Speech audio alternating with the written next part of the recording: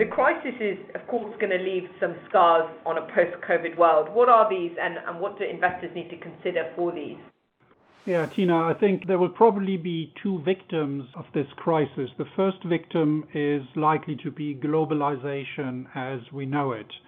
And the reason is that many companies are realizing that their supply chains became too complex over the last 10, 20 years.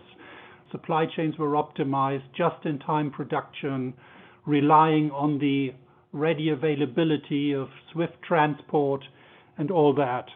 So all of this is going to change. So companies will look to onshore parts of their supply chain. They will look to build redundancies within the supply chain in order to be able to weather future disruptions.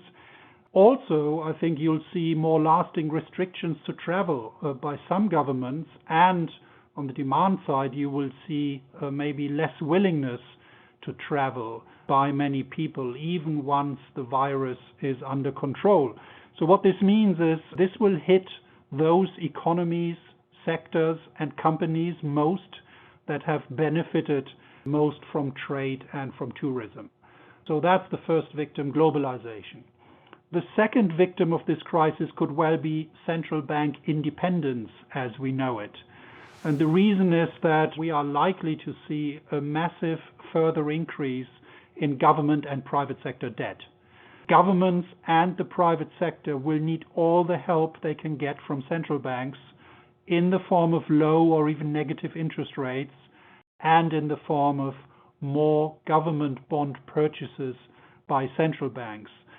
And we think it'll be very hard for central banks to deny this form of help, even if inflation rises over the medium and longer term.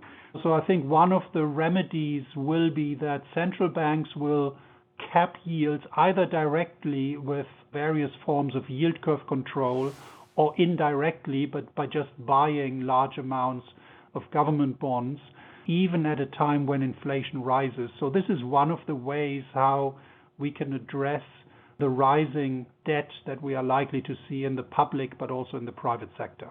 By the way, just one thing to add back to the shorter term outlook, we focused a lot on the U-shaped baseline, the risks, the downside risks to that baseline. There are also upside risks. Let's hope that there are medical breakthroughs in terms of vaccines or treatment, which could lead us to, over time, upgrade some of our forecasts compared with the baseline. In the cyclical outlook, in a lot of our thinking, we are more focused on the downside risks. Unfortunately, that's where we think the balance of risks are in the short term. There is an upside risk case as well, which is possible. We'll see some of that realized as well.